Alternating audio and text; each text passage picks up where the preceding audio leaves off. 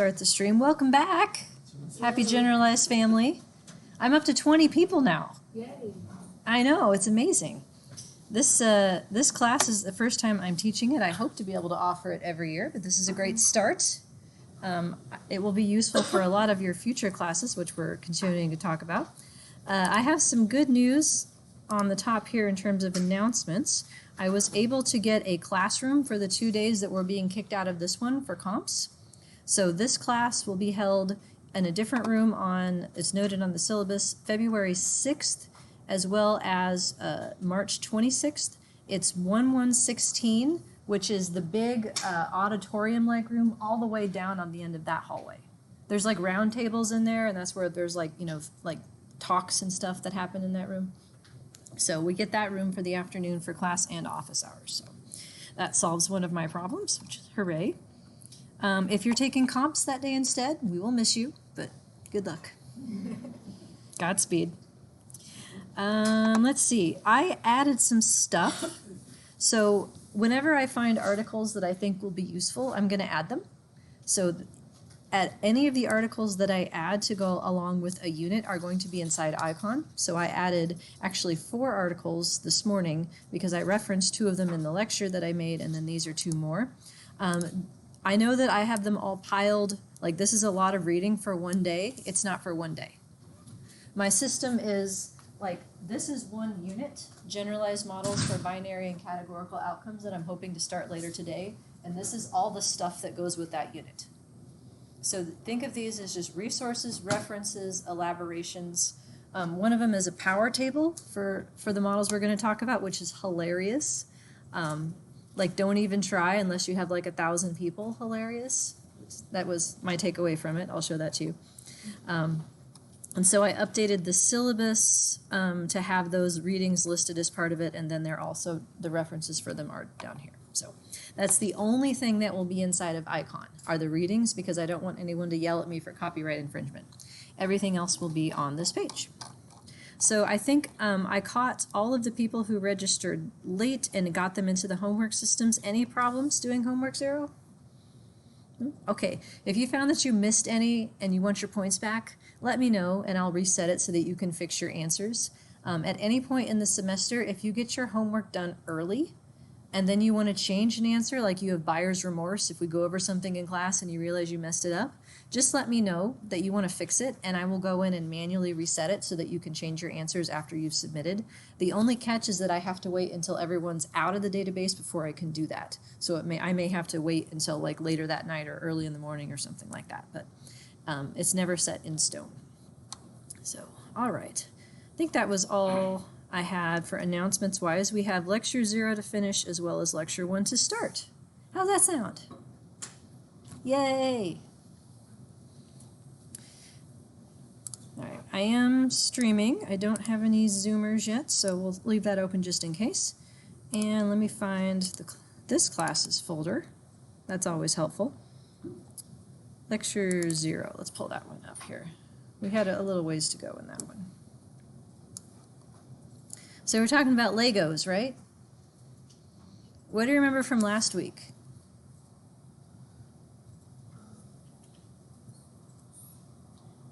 I'll accept anything. Sentence fragments, words, letters, gestures. This is intercept, this is slope, by the way, my gestures. Anything. What do you remember? Linear models run the world. They're the first Lego. Yes. So I'm trying to give you sort of the big picture of how the stuff that you've learned fits together and what are the core skills that go throughout these things. In my view, linear models is how you understand what the intercepts and slopes you get back mean. And if you can figure that out, then you can figure out how to set up your model any way that you want to get the most optimal set of information. And that skill translates no matter what kind of outcome you're predicting, whether it's one outcome or many, whether it's an independent sample or a dependent sample, whether the variables are observed or latent, that translates across everything. So linear models run the world. So we did a little bit of review in terms of slopes. So do you remember the taxonomy of fixed effects? Maybe? No, that's not a very maybe. That's a, yeah. So a little bit of review here. Let me find that slide.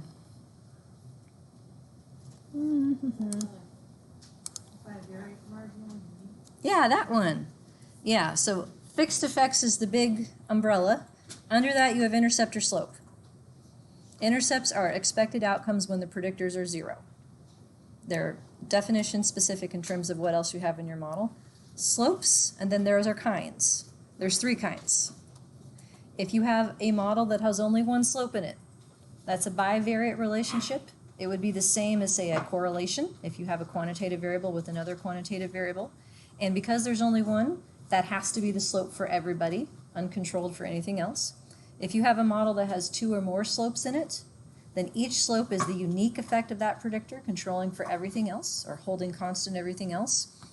If you have a predictor that's part of an interaction, then its slope is also conditional. It is specific to the interacting variable being 0. And so that's why centering is such a big deal, to keep your main effects interpretable. And then we practiced how to figure out how to get predicted slopes for any kind of thing. Let me see if I found that. Where did I find that? We did, hang on. We did it in class. Yeah, we did it here. So we did, this is the one without the stuff, but. So as we did another extra example last time on categorical variables. Remember that 3x3 thing, trying to figure out how to get all the pieces of information in terms of means and mean differences.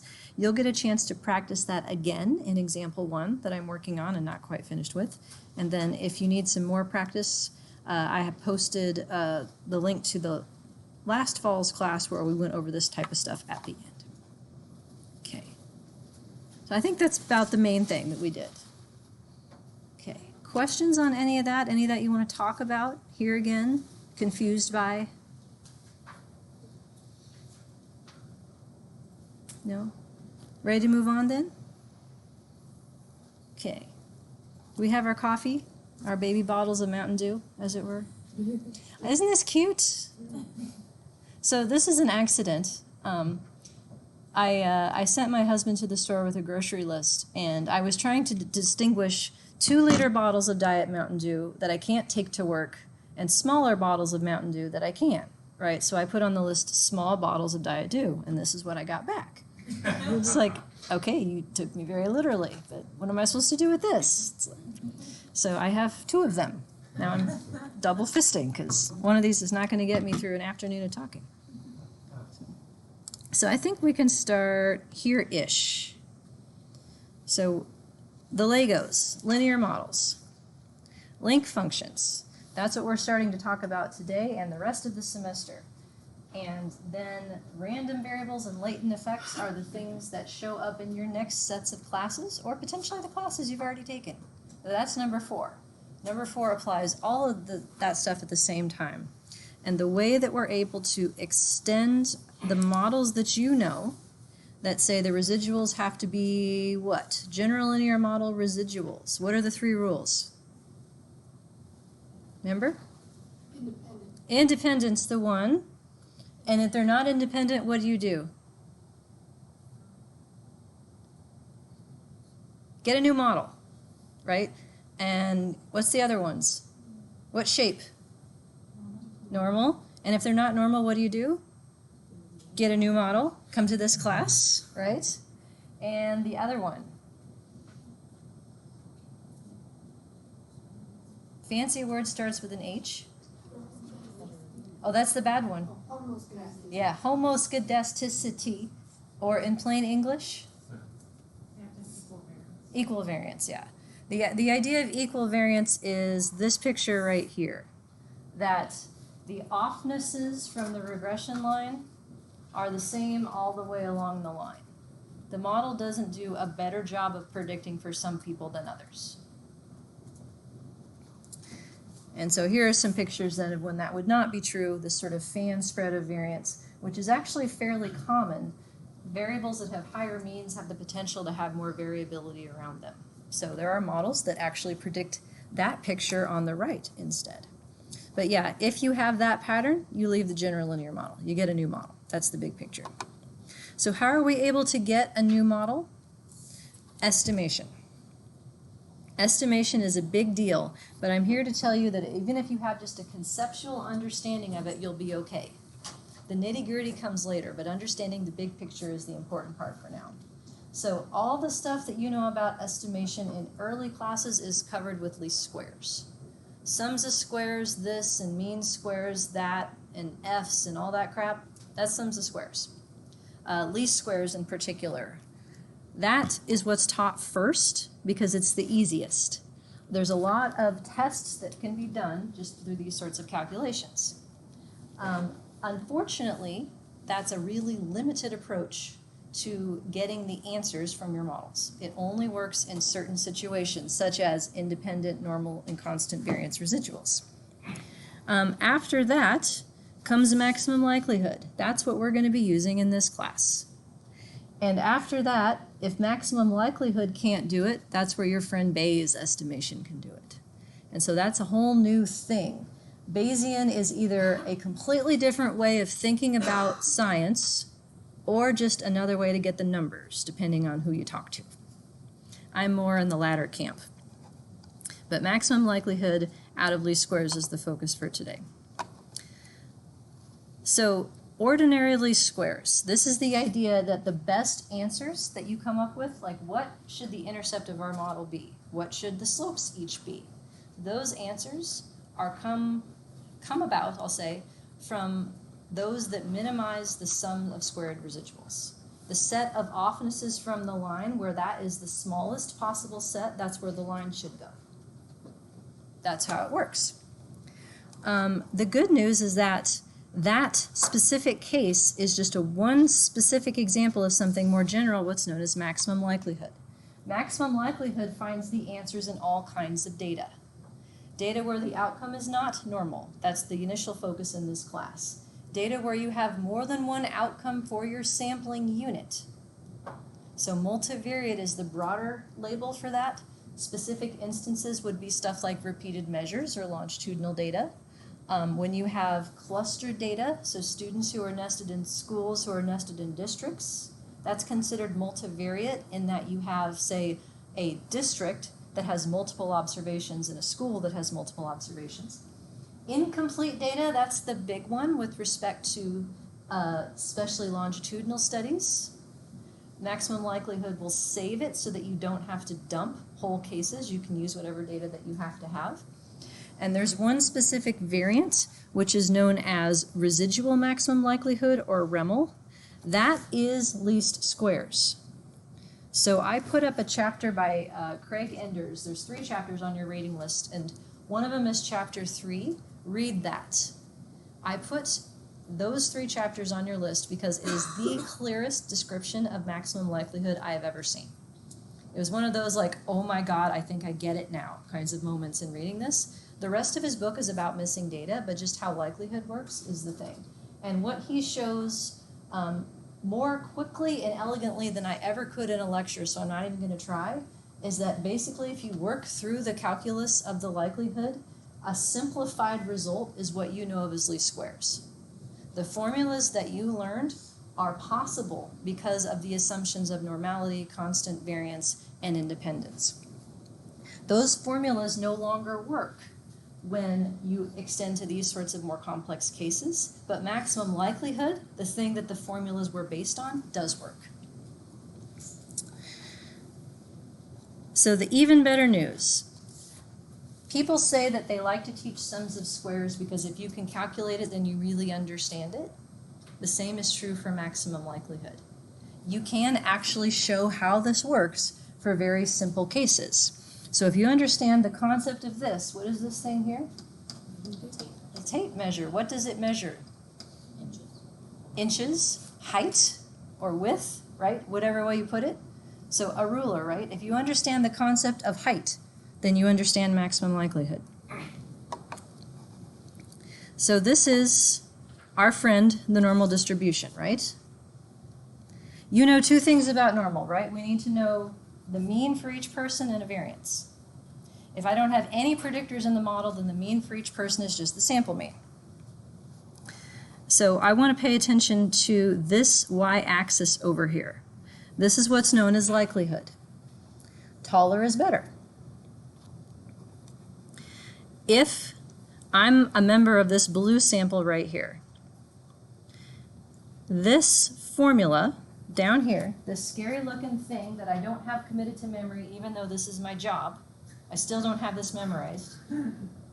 I know that I only need to know two things to calculate the end of that formula. What y is supposed to be for each person and what the variance is. Then this formula spits out a number. That number is the y-axis here. So if I'm part of this blue sample and my outcome is a 1, that's how tall I am. If my outcome is a 1, but I'm actually part of the orange sample, then I'm taller. The global concept is that the answers that you come up with for what the mean should be and what the variance should be are the ones that make everybody together in your sample as tall as possible. That's the concept. So we can show this in something like Microsoft Excel. And I have, as part of one of your downloads here, this in SAS as well as in Excel. I'll open up Excel and I'll open up the SAS output file that came from this. Did you know that Excel is a maximum likelihood estimator? Kinda. So let me just show you what I'm talking about here. Let's say that I have a set of 10 observations. These are their values.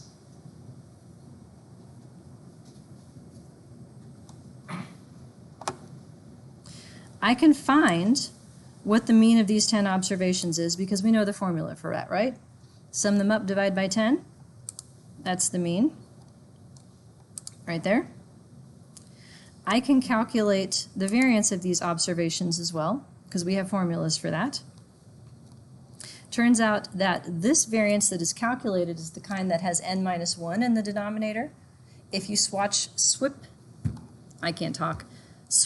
that's what I was going for, that out with n, it works out to be this number instead, which is the maximum likelihood version of the variance. And for each case here, I know you can't zoom in on the equation very well, but you have these in front of you. It's the norm dist function. The norm dist says, okay, for that person, given the mean and given the standard deviation, what's their height? So for this first person here, this 0.04, that value with a bunch of change after it, that's from plugging in this formula. That's the answer. Same thing for the next person, same thing for the next person. Now you'll notice all of these numbers are teeny tiny. Teeny tiny numbers that get multiplied together get even teeny tinier. So we don't like that.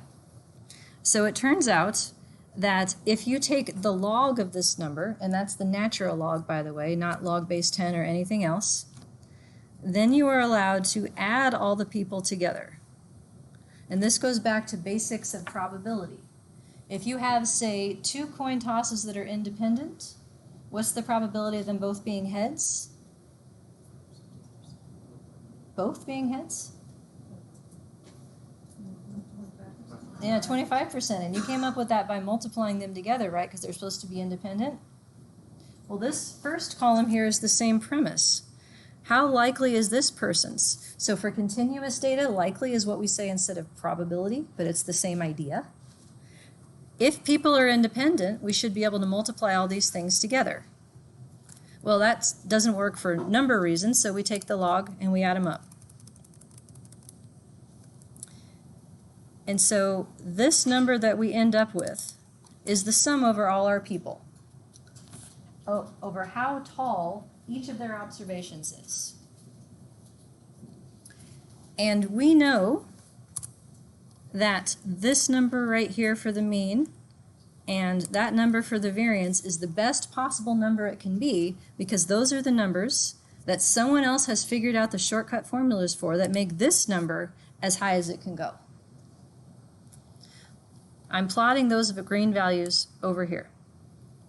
Now what if I try out some other number?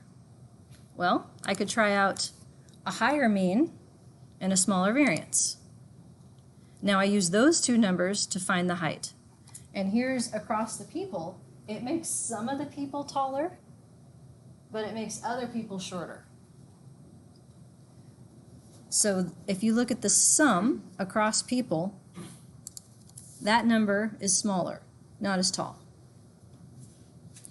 So when you don't have ready-made formulas by which you know things like the mean and the variance, this process tries out different values.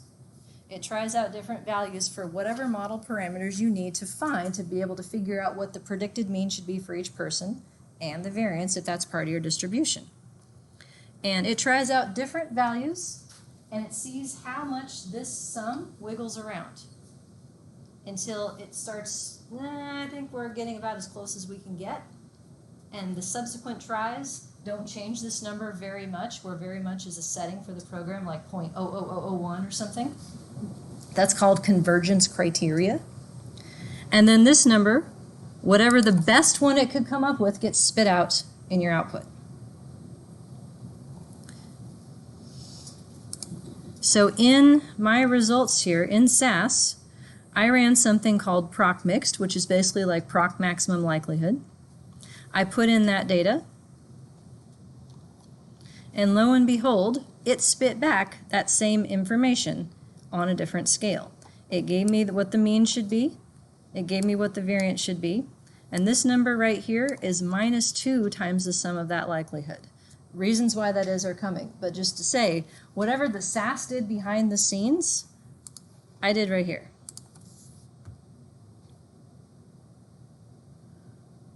So it tries out different versions of these numbers until it comes up with the set that makes the whole set of data as tall as it can be. But the key is that how do we know how tall it should be? The formula comes from norm dist. So when we say things like we have to have independent observations, we have to have one variance, and the residuals are supposed to be normal and supposed to have constant variance. Do you know why we have to say those things? Because the formula for measuring height that we used requires that, because we picked normal. That goes along with it.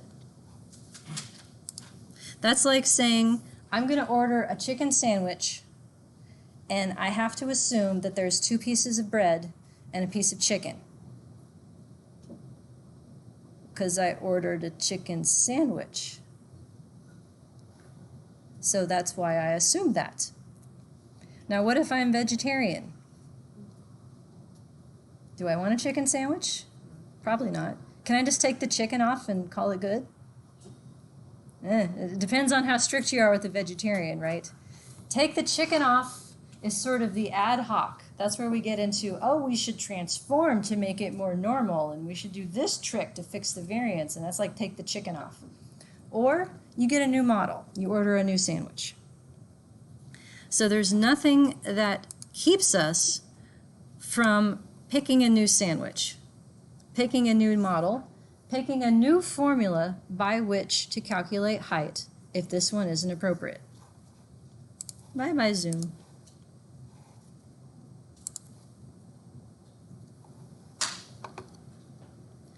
So we pick a new one. I want to give you a brief tour of the things that we can pick from. So we can swap out the distribution from normal to something else. We'll do that this semester.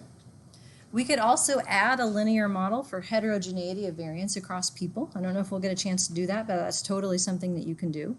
And if people aren't independent, then the likelihood that we use has to be a multivariate version. It has to maximize multiple sets of values at the same time. So if this is my person, the height for that person, rather than being one number, would be like a mountain of all their data. Like their set of data has a height to it in multivariate space, and each person's set of data would have a height. So then we assume that the observations within a person are related, but not between the people. Or within a school, they are related, but not between the schools, that kind of thing. So there's all kinds of different formulas for coming up with height, whether it's univariate or multivariate, and then different things besides normal. And if you understand that concept of height, you just got to pick the right one. Cool, huh? And so that's where we get into link functions. So in the real world, how many variables that you actually care about are normally distributed? Let's think about this. Normal means they go on forever and ever and ever in both directions, and they can take on any possible non-integer value between them. It's a continuous distribution. The only thing I can think of that's even close to that would be something like response time, but that violates this way, because what's the smallest response time you can have? 0, right? Or heart rate or something else that's truly continuous. No, most of the time we have some sort of sum scale, we have some sort of category, we have rates like percent correct, accuracy, that kind of thing, where like accuracy is bounded on both sides. So normal actually doesn't work for a lot of outcomes. The good news is that we just pick a new formula, a new picture, and we try to match the ones that we have. So other kinds of variables, the big difference really is whether the variables are categorical or quantitative. Within each of those, here are some labels. 6242 folks will recognize these slides. Within categorical, there's binary, yes or no, pregnant or not, that kind of thing. Nominal, unordered choices. Ordinal, ordered choices. The thing about ordinal is that people really want to treat them like numbers. Like if you have an item where these are your choices, you really want to think of it as 1, 2, 3, 4, but you can't. Because that assumes that the distance in whatever the construct is that you're measuring is the same to go to strongly disagree to disagree, to go to disagree to agree, to go to strongly agree. Yeah. So I just want your opinion on this. In our baby stats class, we were told that if you have more than 7. Hey, you know where I'm going? Yeah, I do. Go ahead. Go ahead. I'm gonna get paint out and refute it. Okay. Let me find it. If you have more than 7 or 10 categories, you can treat it as continuous. Make sure I'm streaming so you all hear this at home.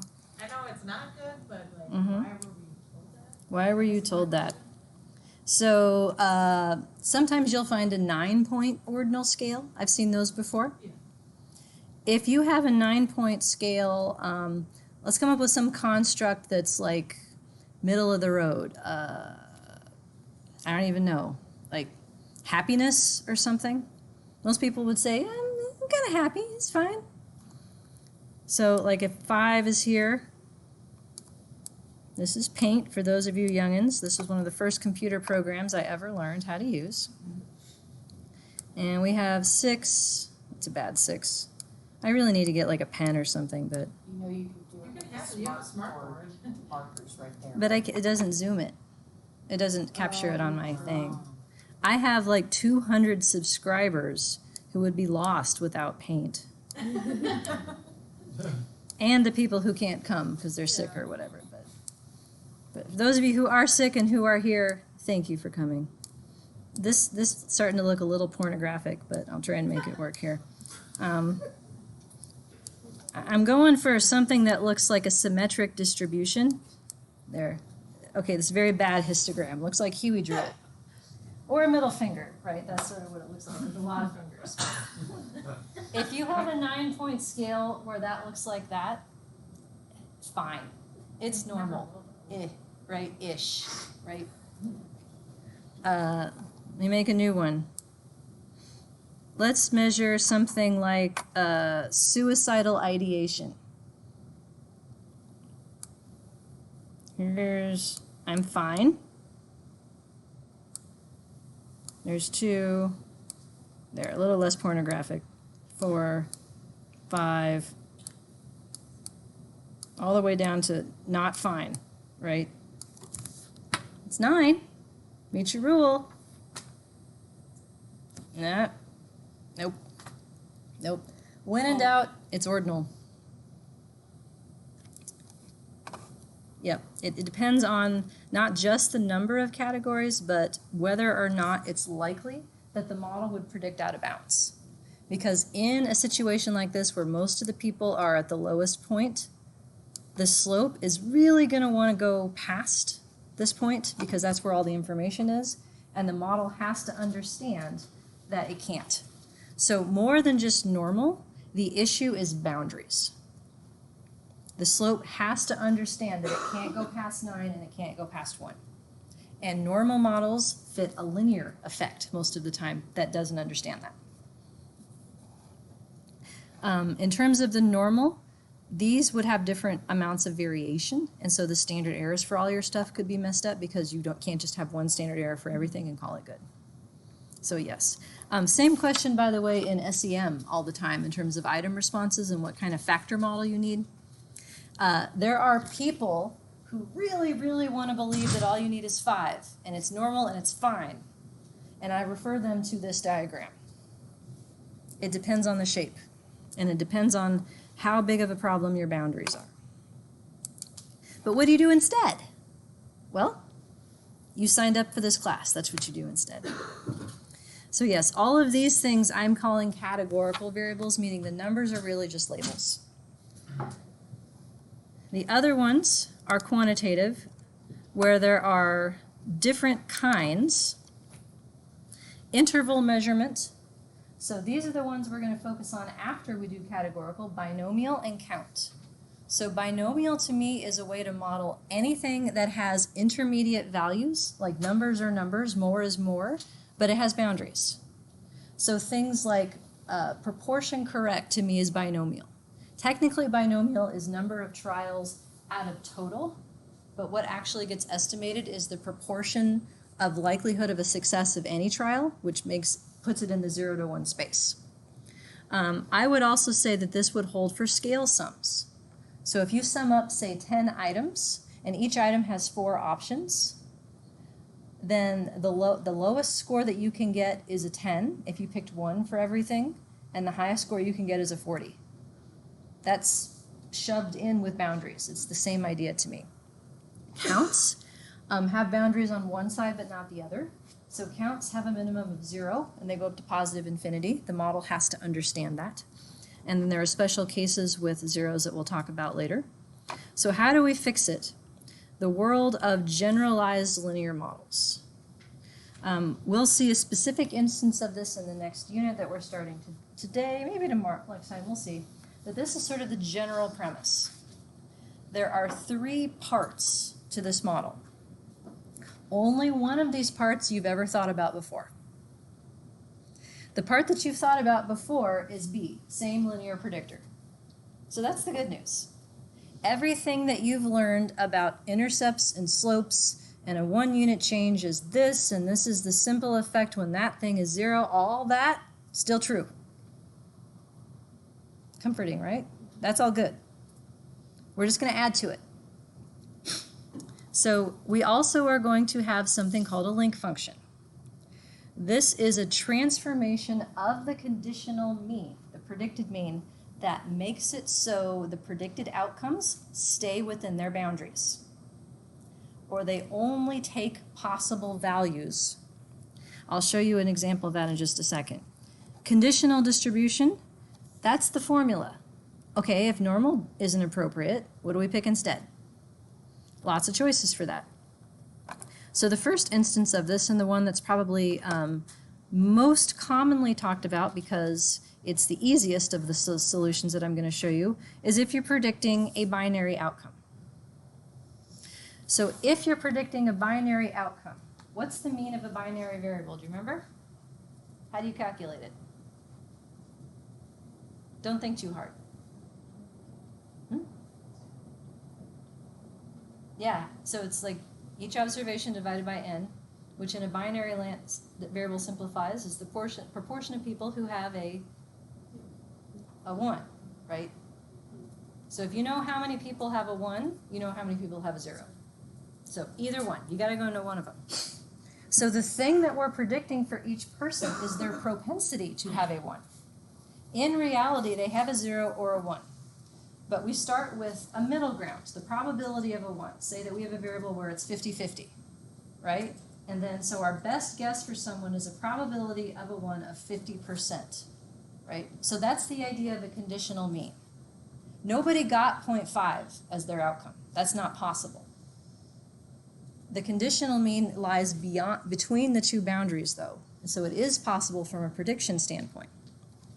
So if we were to plot on the y-axis here, probability of a 1 as the outcome, the thing that we're trying to predict, where in reality we know that it's 0 or 1, but we're trying to predict the probability of those outcomes.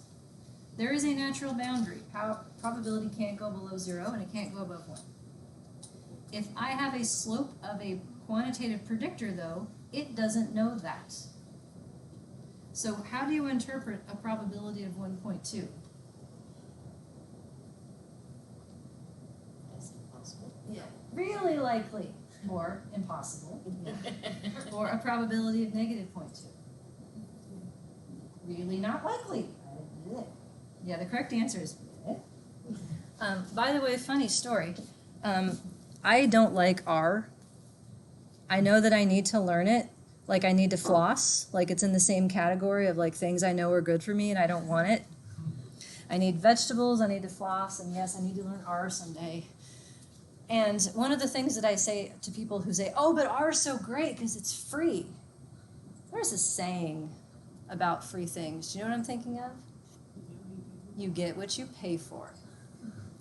So I used to say this all the time, and fast forward to a workshop several years ago that Jonathan taught, where he was using some new R package for diagnostic classification models, and he did an in-class demo with it that he hadn't done before, and that software popped out, I kid you not, a probability of 1.2.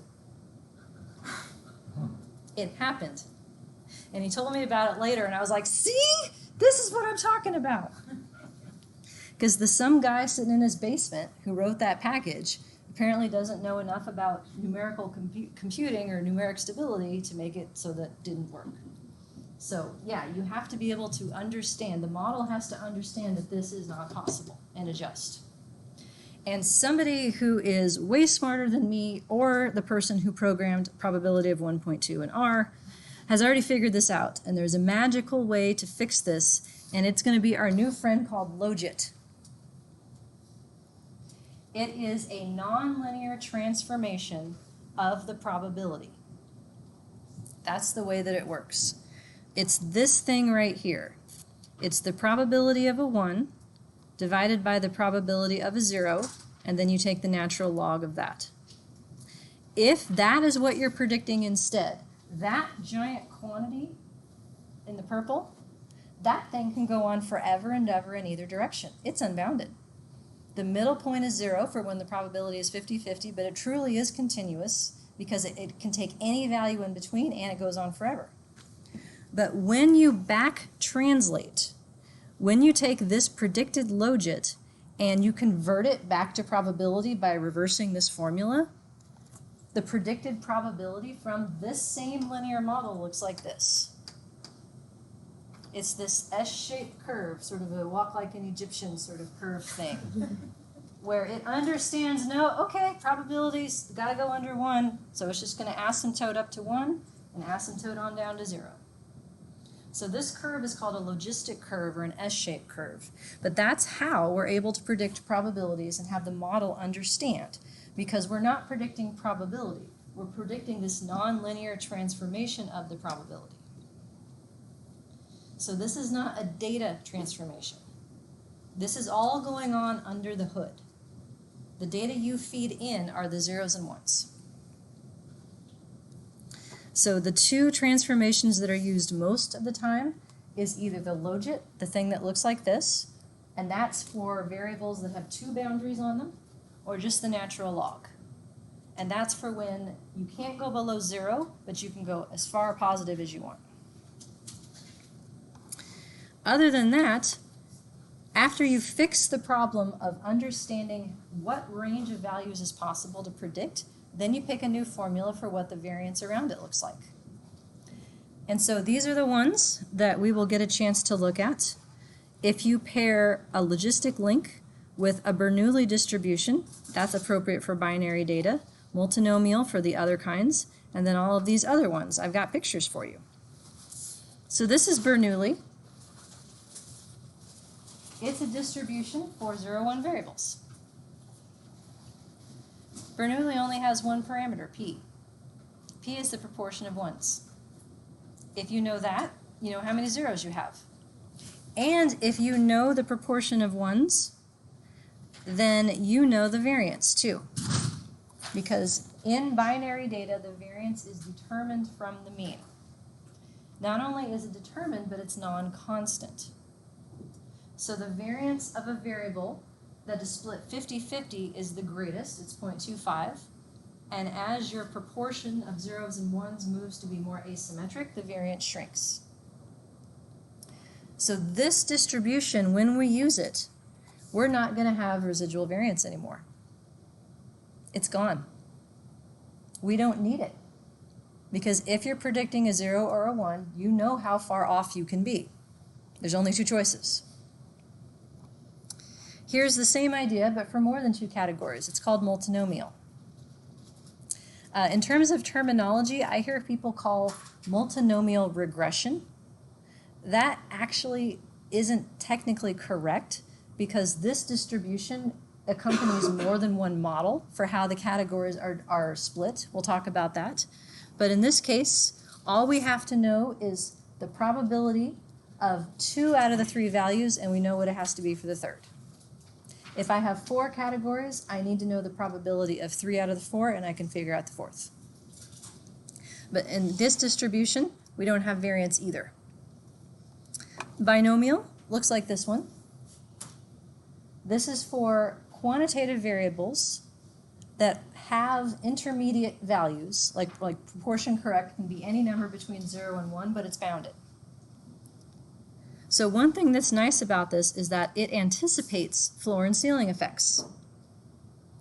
So let's say that I have 20 trials, 20 items on a test. The only thing that I have to know is what is the probability of getting any one item correct. The probability of any one item correct times the number of trials, items, that's your mean. So if I have a test where the probability of getting an item correct is 10%, this is the expected distribution from the binomial as to the number correct for across my sample. It understands that the worst you can do is none correct.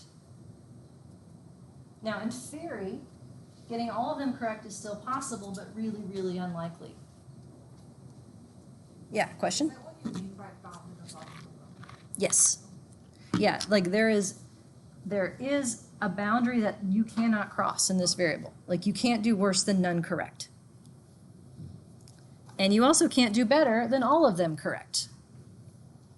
So a lot of variables that we work with that come from either tests or surveys of items look like this. Floor and ceiling effects. The opposite of the blue, the green here, this is the expected distribution of number correct out of 20 if there is a probability of 0.9 of getting any one item correct. And the one in the middle is if the probability is 0.5. Now the one in the middle looks kind of familiar, right? Like normal-ish. Now not normal because it's not continuous. You can't get 1.5 correct, right? It's still integers. But the shape, we're not hitting any boundaries, so we don't really have to worry about the line going out of bounds. Most of the data is in the middle. Under these situations, saying, normal enough is fine, not quite as bad as these situations out here, if we have the floors and the ceiling effects. One thing that we have to worry about in this distribution is that we may have more variance than is expected. So if we look, say, at this blue set, what happens if, on average, each item has a 10% chance of being correct, but some people rock it? What if this tail keeps going all the way out to 20? Well, then there's more variance than is expected. And this distribution doesn't quite fit. It needs an extra thing to allow extra stretchiness. That term is called overdispersion. So that means we got to pick a new formula because this one doesn't anticipate that we have more variance than what the mean says we should. That also happens in this distribution, which is Poisson. This is what's commonly used for count data, where you can't go below 0, but you can go as high into the positive side as you want. This is another one where variance and the mean are yoked. In the Poisson, the mean is the variance. So it has one parameter that's supposed to do the job of both. So the yellow dots here show what would be expected if a distribution had a mean and a variance of 1. Most of the people would be down here with a count of 0 or 1, and it would be skewed off. Purple is if it were 4, and blue is if it were 10. And again, what do you notice about 10? Yeah, it's symmetric. So you may have predicted counts that don't go below 0. They can go as high as they want, but below 0 is the problem here. So this is another case where once you get past like 7, 8, 9 is your expected value, it should be fine. But this distribution too can be subject to over-dispersion. There can be more variance than is predicted by the model. And so that is a different one. This is what's called the negative binomial. I think of it as stretchy Poisson. It has an extra parameter that allows the variance to exceed the mean. So it takes that tail and stretches it out. And then there's one that looks like this. So these are just pictures, right? I'm just showing you some pictures. These are other choices that you have built into software for what your variable should look like. This is what's known as zero-inflated. So the histogram is real data. It's number of steps taken towards divorce, where the most popular answer, I should say, is none, and then there's some distribution after that. And so this is the fit of 4 different alternative distributions to describe these data. The Poisson is the one that's the solid line that's right here. I would call that wah, wah. Here, you see my mouse? That's this one right here. That doesn't fit. No. Stretchy Poisson is negative binomial, which is this one right here. Or excuse me, nope, that one. Yeah, here's a lesson. Don't have different shades of gray and dots that all look the same. It's hard when you don't get to use color, but yeah, this one is tricky. But it's also a wah-wah. Both of these things, yeah, here, let me go over here and point. Poisson, zeros, negative binomial zeros. Way too many people in the zeros. That's what's known as zero-inflated. And in these models, there is often a distinction made between structural zeros and expected zeros. Have you heard these phrases before? It's sort of bullshit. It's like after the fact rationalizing, but it makes sense. It's a really nice conceptual thing. Because there's 2 reasons why someone would answer this question. I have 0 steps taken towards my divorce. Also true, but not where I was going. Okay. I'm assuming perfectly honest people, right? Perfect participants. There's one type, like myself, in case anyone's listening, that would answer this, what? Me? Never. I've never even thought about a divorce. 0. And then there's, well, I'm gonna, but I haven't gotten around to it yet, so 0. Right? The gonna haven't gotten around to it yet is a member of this rest of the distribution. Whereas the what? I would never. I don't care how many questions you ask me, I was always going to answer 0. This is not a phenomenon that I'm participating in. Those are the structural zeros. I'm just telling you this is how it's talked about. Now, in practice, these models would predict your likelihood of being a structural 0 or an expected 0, but stats don't care because all you know is that they answered 0. So it's more about how to fix it. And there are models that allow there to just be more zeros than you thought there would be, and they just sort of let them sit there. And then there are other models that I like better that I call if and how much. And we're going to do these. They're called hurdles. Like hurdles like in track, like you jump over a thing, like that. Because what they do is they split the distribution up. And they say, okay, zeros, you're one group, and everybody else is the other. So one of the variables I'm going to predict is have you taken any steps towards divorce? Yes or no? And that differentiates the no, never from people. And then among the people, okay, how far along that path are you? Two different outcomes at the same time. So you can test whether or not someone is a member of a population that has some variability and then where they stand relative to other people in their amounts. So I call it if and how much. We'll do those models too. That happens a lot, actually, when you have answers that don't logically apply to everybody, I would say. You're mixing two different kinds of people. So things that will be the same, the linear models.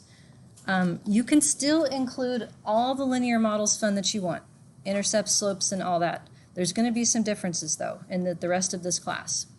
The specific names that go with combinations of which kind of predictor you have are gone. They're gone. So I mean, like, if you have categorical predictors, that's ANOVA, and if you have quantitative predictors, that's regression, and if you have both kinds, that's ANCOTE, that, gone. The models are labeled based on what kind of outcome it is. So this pairing, and go back, these pairings of link function that keeps the predictions within boundaries and the formula, the distribution that goes with it, those have names. So if you say, I did a logistic regression, that means I picked a logit link and a Bernoulli distribution. If you say, I did an ordinal regression, then that means you picked a certain type of logit that's known as cumulative logit and a multinomial distribution. If you say, I did a count regression, that means you picked a log link and one of these sort of count or stretchy count distributions that go with it.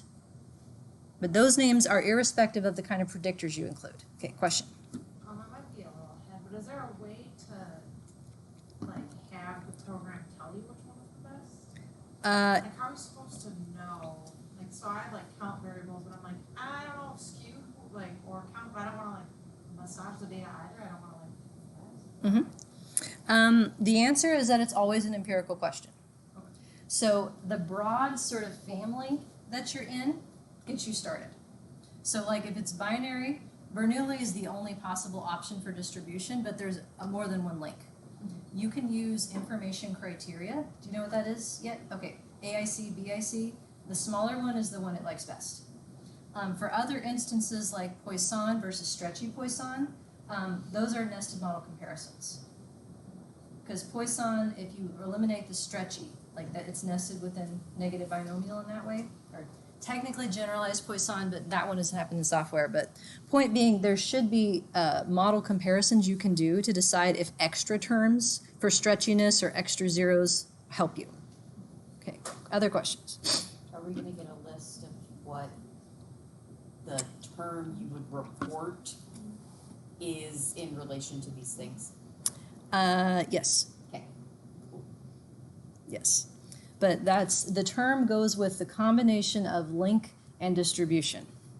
Yeah. Irrespective of predictor. Mm-hmm. Now, that being said, sometimes I try to make parallels to things people know. Like I'll say I did an ANOVA using a Poisson distribution. Like if it's a categorical thing and I'm writing to people who only know ANOVA, like linking to things that sort of sound like it but pointing out how they're different, that can be useful. But yeah, there's a whole system of vocabulary that goes with these things. When in doubt, just say what you picked. I predicted my binary outcome using a logit link function and a Bernoulli conditional distribution, and I don't know what the name of it is, but that should be enough information to tell you exactly what I did. Gotcha. Or I used Stata logit. And then it's like, oh, well, Stata logit only does these things. So that must have been what she did.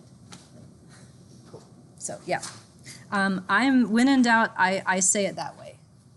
If I use a name, I usually have an IE and I put that information in it because that way, if someone says, that's not an ordinal regression, that's a multinomial, I'll be like, like, whatever. So, question.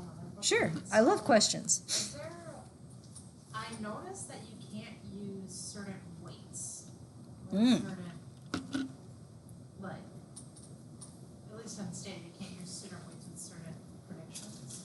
certain of these combinations. Yeah.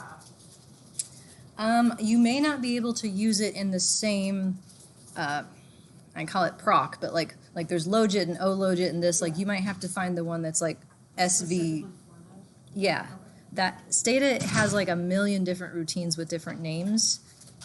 So like if you have a univariate analysis where you're wanting to do an ordinal, that's like O-logit, and then if you want to add random effects to it, that's ME-logit, and if you want to add something else, it's like more letters in front of it, logit. So you may just have to dig through the manual to see. I don't know You should why. be able to use it. In theory, yes, and if not, then M+. I didn't know if it was a theory thing. But It's never a Okay. theory thing. It's always a software Okay. thing. And honestly, that is where, remember we have maximum likelihood and then Bayes?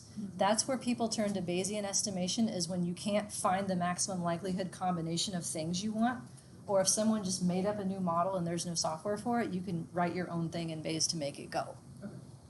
Much easier than you can write your own thing in maximum likelihood. So, yes. Other questions? I love questions. Okay. So we're looking at pictures. Yeah, so we'll do all these. The only catch with respect to the linear model then, so the names go with the outcomes. You have to remember what you're predicting in terms of the link. So you're not predicting in the model and interpreting the slopes the probability of a 1. You're predicting the logit of the probability or the log of the count. Like, keeping in mind what the numbers refer to is a little bit tricky because they're in scales that are like weird. You get used to it, but that's one thing that is a little bit tricky. The stuff that you're used to looking for, like T and F and Z and chi-square and like those things, they're going to come. There's just no sums of squares or mean squares that go with them. They'll still be there. You still talk about them and think about them the same way. F is still a ratio of what you know to what you don't, weighted by how many slopes it took to know it. Same idea. Whether or not you get F or chi-square or Z or T is going to vary by your software. And I've already figured this out in trying to come up with your first example. I can't make them all agree. So it boils down to whether or not you're using denominator degrees of freedom. Do you remember that from like intro stat, like T versus Z? After 30 people, who cares? But if you have a small sample, then using Z without denominator degrees of freedom will be too liberal and you need a T instead. Well, the same thing is true in these models, but I think they just assume you have more than 30 people, because I can't find anything in Stata that uses denominator degrees of freedom for these models, whereas I can in SAS. So it may not always be possible, but if you don't see F, you will see chi-square instead. That's for tests of multiple things at once. If you don't see T for a test of one thing, you will see Z instead. And the p-values come from a different distribution, but it's the same idea. And last but not least, say goodbye to R square. Just wave it bye-bye. Thanks for playing. It's gone. Because if I don't have a variance that is a separately estimated quantity, which only happens in the normal for the most part, then I can't see it go down, can I? And variance depends on the mean, meaning that different values along the prediction lines would have different variances around them. So R square is gone. There are like 7,000 ways of tricking something into giving you an R square. They differ wildly in what they give you. So it's not really a thing anymore. You can ask for it, but there's no like definite, this is my R square for sure, unless you have a normal distribution underlying what you're doing. That's the only situation.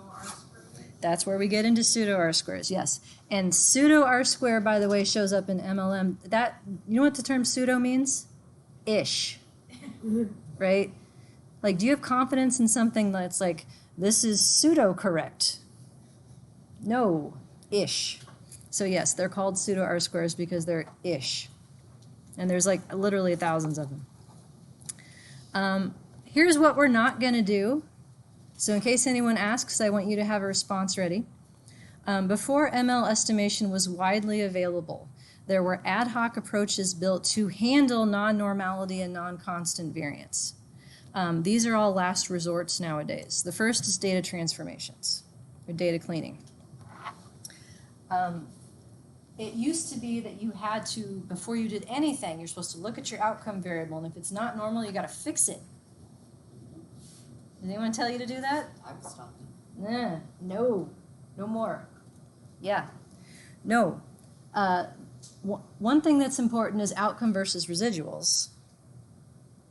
So the outcome, if you're using the normal distribution in general linear models, the outcome doesn't have to be normal, the residuals do, which is the outcome after you're done predicting it. So that's one thing. But if you have outcomes that are positively skewed, you can reel in that tail with a log transformation. That's the one that's actually not bad because it works out that that's equivalent to a generalized model that uses a log normal distribution. So that's sort of a shortcut that's allowed. There are other transformations for like proportions that are supposed to stabilize variance, like logit transforms, arcsine transforms. The problem with these transforms is that the thing that makes your data look more normal and the thing that makes it look like it has more constant variance is not the same thing. So there's no single transformation that would fix non-normality. And let me refer back to the if and how much picture. I had someone come to me, this was back at Nebraska, so like 2 jobs ago, with a distribution that looked a lot like this but only worse. Like 60% of the cases were zeros. And her question was, what transformation do I need so that this is normal? Now, I'm not a math person, but I'm pretty sure there's no way to take a pile of zeros and turn it into anything other than a pile of something else's, right? That ain't gonna be normal, ever. And so I dug into it, and it's like, okay, why do these data look like this? And it was a study about, you're gonna see it as an example, inter-partner violence, where like they purposefully pissed off one of the 2 people in a partnership and then they measured what happened. And the DV was number of mean things they said, where people in certain conditions didn't say any mean things, and people in the conditions where they were provoked said lots of mean things. Like, and so not only was it never going to be normal, but there was a reason why the pile of zeros was there, right? Like certain conditions had the zeros and other conditions didn't. So I ended up helping her to switch from a regular repeated, no, it wasn't even repeated, it was a ANOVA without transformations, switching that out for a distribution that mapped this better, and lo and behold, the interaction that she had that wasn't significant became significant. Dun, dun. And it became a paper that my name got on. So yay for me. And I helped her describe it as like a Poisson ANOVA, because that's what it was. But yeah, like this, there is no transformation that can fix this. So the model has to understand that it can't predict past 0, and it has to have a distribution underlying it that fits the shape of what is actually there. So yeah, we're not transforming stuff if we can help it. I occasionally will do something like that if I'm in a situation where I don't have enough data and it's like a quick and dirty sort of analysis. The other thing we're not doing is non-parametric statistics. You need a course on that like you need a hole in the head. It's sort of like Introduction to VCR Programming.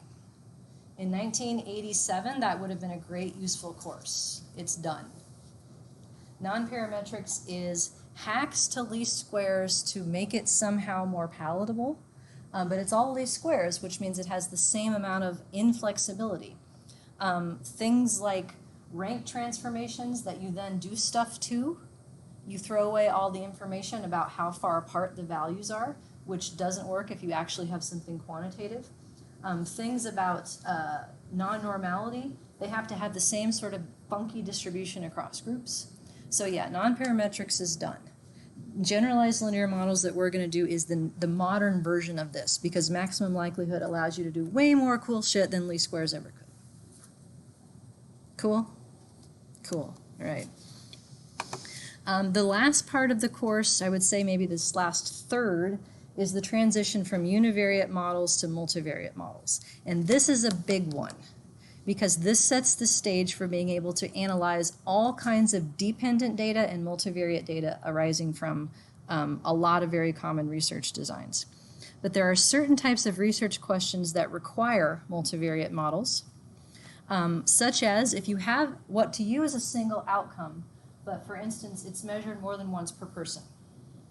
So longitudinal study is a classic example of this. If you have someone complete the same task under different conditions, you have to find a way to analyze all of their data at the same time, because most of your questions will be, how did they do in this condition versus that condition, right? That's a multivariate model. If your outcome is measured for multiple times for a level of sampling, like a family or a dyad, we talked about that, that's a multivariate model. If your hypotheses or questions involve contrasts of effects. So let's say that I do some sort of research study where I'm looking at how a treatment improves depression. I'm not sure how to measure depression, so I do 3 different scales. One of my questions might be, is scale A better at showing effects of treatment than scale B? That's a valid question.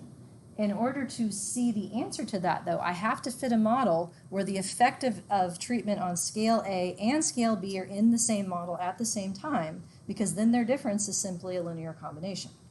But I can't answer that question if I do separate models on separate outcomes, so we got to put them together, even though it's not the first sort of situation here where it's naturally together.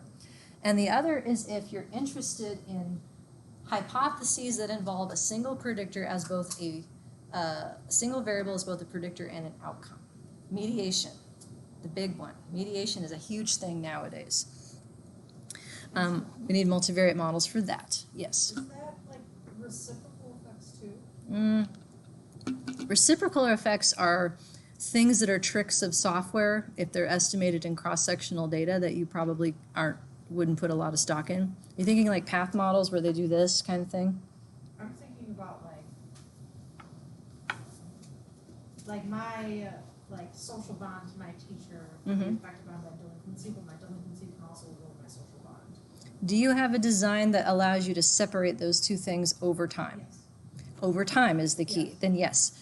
So that is that? Not technically. Although I guess it could be if like this one to like if this x goes to this y and then this y comes back down to that x kind of thing. Yes. Okay. Then the middle one is both a predictor and an outcome. You need a multivariate model. Pull that off. Yes. So I call those cross-lag panel types of. That's another synonym for that. But yes. Path models for that type of data. Yes. So least squares for multivariate data is basically useless. It only has 2 choices for how observations can be correlated from the same unit. And do you know what it does if you don't have all the data for your unit? Throws it away. So repeated measures ANOVA using least squares and sums of squares and crap like that. If you have, say, an 8-occasion study and someone shows up to 7 occasions and not the 8th, bye-bye. They never came. Suck. Wasted data, wasted time. No, you can keep incomplete cases under maximum likelihood. There are assumptions that go with that, and not all of them are testable, but you can at least give a chance of a better result. So the one catch with this is when we switch to multivariate models, we may have to switch software. I'm still in the process of trying to figure out if I can make it to avoid M+, but I don't think that I can. If we have models in which all the multivariate models, I should say, in which all the outcomes are outcomes and all the predictors are predictors, I can teach you how to trick the programs you already know, those types of programs where y equals x, into doing this. But the ones where a single variable is both a predictor and an outcome at the same time, you can't trick those programs. So these are the things that I have to figure out and the things that you would want to look for in trying to figure out if a genuine a software package can genuinely do the model. Not all software packages for multivariate models have all the link functions. So for instance, did you know that SAS can do path models and structural equation models? Proc-Calis inside SAS has been around since the 80s. The problem? Everything you put in your model has to be normal. Okay, shit, never mind. Next. R has the capacity to do this, but only if you want to settle for limited information estimation. If you throw in link functions, it doesn't use all the data, it uses a summary thereof. Whether or not you can have predictors that are separate from outcomes, and whether or not the model can expand. So the only thing that I currently know how to do that solves these problems is M+ software. I think I can get you guys access to it, but I'm not going to require a homework in it in case I can't. But I want to prepare you that we may have to switch software at some point later in the semester because of these issues. M+ is hella expensive. Some people would say you get what you pay for and some people would not. But it's the only thing I know that solves all of these problems. Stata has improved its GSIM package in recent years, and I need to dig into that more to see what it's capable of. If we can use it, then that would be an option that we already have access to. So, ... to be continued on that with respect to software. All right, so we're doing linear models. We're adding link functions and ML estimation so we can predict any kind of outcome, multiple outcomes at the same time, and that will set you up very nicely if you take future coursework that adds the fourth Lego, which is random effects and/or latent variables, because those are the same thing. So any coursework in multi-level models or structural equation models or multi-level SEM, that's the next hurdle after this class that you will hopefully be ready for. How's that sound? Yeah. All right. Where are we at? Yeah, I managed to kill a whole nother class again. It just keeps getting away from me. But that's what happens when you teach a course for the first time. You have no idea how quickly things are going to go through. So we'll pick up lecture 1 and example 1 next time. I'll have example 1 up hopefully very soon. So, all right, so what are we doing this semester? Big picture review, 30 seconds. What are we learning about? How to do what? I heard a couple different things. Say, maximum likelihood. We're not learning how to do it, but we're going to use it to do what? Generalized linear models. And what are they for? Not normal outcomes. And there's like 7,000 flavors of not normal. But once you get the hang of like picking which flavor, because there's, oh, we got an app for that. We got an app for that. Yeah. So yeah, the same stuff you already learned with some new twists to predict not normal outcomes. And we'll add multivariate too. That's what we're going to do. Okay. Are you going to calculate anything by hand? No. Are you going to be afraid? No. Are you going to ask me questions if you get confused? Yes. Yes. All right. Deal.